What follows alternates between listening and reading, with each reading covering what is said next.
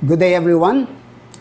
We are continuing with our series of studies on the question, do you know?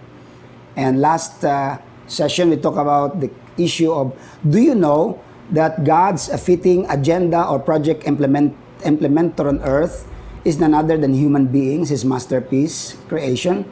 And we stress very importantly taking materials coming from Genesis and the book of Psalms.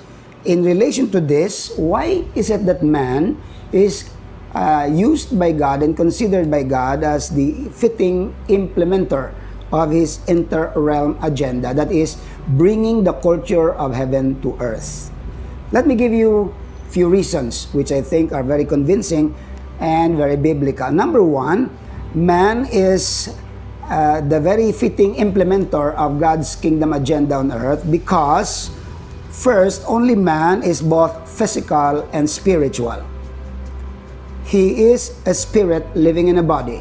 We have stressed in the past discussion of ours that God's interim agenda is to bring the spiritual to the physical, the heavenly to the earthly, and the invisible to the visible. And this is coming from the material we stressed in the Lord's Prayer. Your kingdom come, your will be done on earth as it is in heaven. So it is but fitting that the one that will implement the agenda is both physical and spiritual.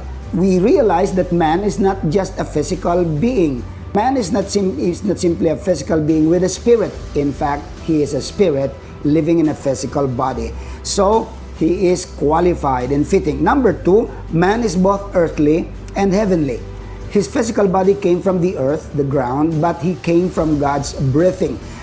That is very clear that he came from heaven. He was sent to earth to do this purpose. And number three, man is mandated to take dominion and rule the earth in God's behalf. God did not give this to animals. Animals have physical bodies. They don't have spirits.